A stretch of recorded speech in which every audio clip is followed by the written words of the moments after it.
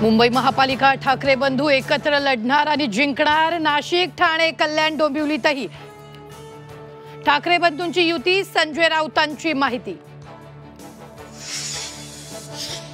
जितेंद्र आव्हाड ठाण्याहून कल्याणला रवाना। मटन विक्री बंदी विरोधात आव्हाड आक्रमक। जातीय तेढ निर्माण केला जात असल्याचा आव्हाडांचा आरोप।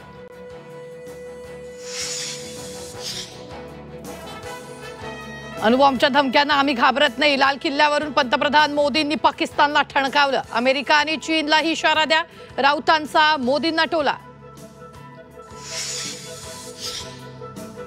राज्यात 6 ठिकाणी आत्मदहनाचा प्रयत्न। विविध मागण्यांसाठी आंदोलकांचं टोकाचं पाऊल। पोलिसांच्या सतर्कतेमुळे अनर्थ टळला।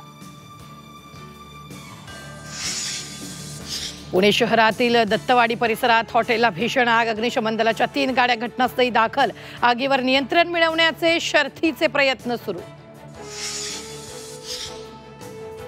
मुंबई गोवा महामार्गावर प्रचंड वाहतूक कोंडी। महामार्गावर 5 किलोमीटरपर्यंत वाहनांच्या रांगा। सलग सुट्ट्यांमुळे पर्यटक संख्या वाढल्याचा फटका।